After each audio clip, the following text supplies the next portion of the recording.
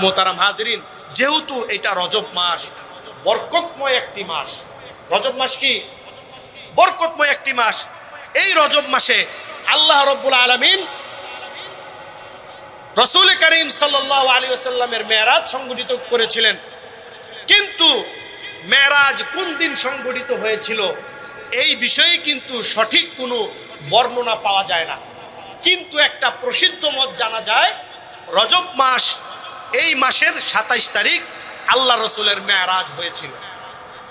এটা একটা প্রসিদ্ধ মত, কিন্তু দিনক্ষণ জানা যায় না। দিনক্ষণ জানা যাক না যাক, কিন্তু আল্লাহ রসুলের যে মেরাজ হয়েছিল এটা কিন্তু সত্য। এটা আমাদের সকলকে বিশ্বাস করতে হবে, ঠিক কিনা? এটা যদি কেউ অস্বীকার করে তার কি ঈমান থাকবে?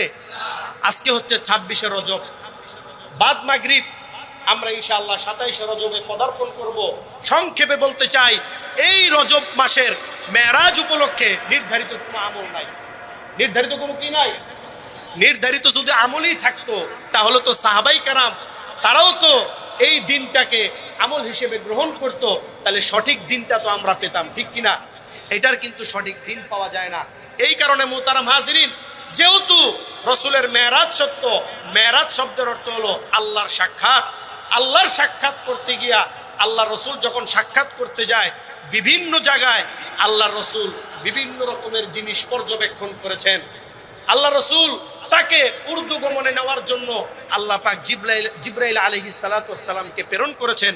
তিনি বুরাকের মাধ্যমে, বুরাক একটা যানবাহনের নাম, এই যানবাহনের মাধ্যমে আল্লাহ পাক বিশ্বনবীকে উর্দু গমনে নিয়ে গিয়েছিলেন। জিব্রাইলের সাথে যখন যায় তখন বিভিন্ন জায়গায় আল্লাহ পাক বিশ্বনবীকে অনেক আশ্চর্যপূর্ণ জিনিস পর্যবেক্ষণ করিয়েছেন। যখন তিনি জাহান্নাম দিয়ে যাচ্ছিলেন, অনেক অপরাধীদের শাস্তি তিনি দেখতে পেতেছিলেন। তার মধ্যে গুরুত্বপূর্ণ একটা শাস্তি আল্লাহর নবী দেখতে পেলেন। একটি জায়গায় বিশাল একটা চুলা, বিশাল একটা কি, ওই যে আমরা দেখি না রুটি বানায়, আল্লাহর নবী মেরাজের রজনীতে যখন তিনি অপরাধীদের শাস্তি পর্যবেক্ষণ করে যাইতেছিলেন, যাওয়ার সময় বিশ্বনবী দেখতে পেলেন একটি বিশাল বড় চুলা, একটি তান্দুরি রুটি বানানোর চুলার মধ্যে মানুষগুলো এইভাবে ঘুরপাক খাইতেছে। কিছু উলঙ্গ নারী পুরুষ তারা ঘুরপাক খাইতেছে, আর সেখান থেকে তাদের রক্তের দুর্গন্ধ বের হচ্ছে। এমনকি সেই কুয়ার মধ্যে, সেই চুলার মধ্যে তাদের লজ্জাস্থানগুলোকে সাপ বিচ্ছু দংশন করতেছে। নাউজুবিল্লাহ।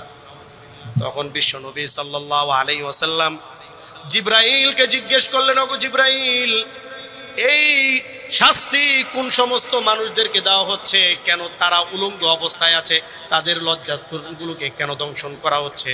তখন জিব্রাইল বললেন, ইয়া রাসূলুল্লাহ, দুনিয়ার জমিনে এই সমস্ত নারী পুরুষেরা তারা তাদের ঘরে স্ত্রী থাকা সত্ত্বেও, তাদের ঘরে হাজবেন্ড থাকা সত্ত্বেও দুনিয়ার জমিনে তারা ব্যভিচার করত।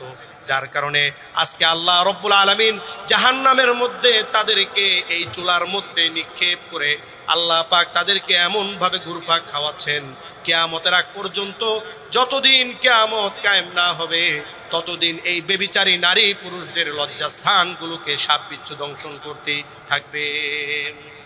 মোহতারাম হাজিরিন, যেহেতু রজব মাস গুনাহ মাফের মাস, বরকতপূর্ণ মাস, আল্লাহর কাছে মাপ চাই, অতীতের গুনাহগুলো থেকে আমরা তওবা করি। আল্লাহ পাক যেন আমাদেরকে, মাহে রমজান চলে আসতেছে, আমরা রমজানকে স্বাগত জানাই, রমজান যেন পেতে পারি এর জন্য বেশি বেশি দোয়া করি। আল্লাহুম্মা বারিক লানা ফি রজবা ওয়া শাবান ওয়া বাল্লিগনা রমাদান। আল্লাহ পাক আমাদের সকলকে এই রকম একটা ভয়ানক অপরাধ জিনা থেকে আমাদের যুব সমাজ, নারী পুরুষ, মুরব্বী যারা আছেন, সর্বশ্রেণীর মানুষদেরকে গুনাহ থেকে বিরত হয়ে ইসলামকে পরিপূর্ণ লালন করে ধারণ করে আল্লাহ পাকের বিধানের উপর পরিপূর্ণ আমল করার তৌফিক দান করুন।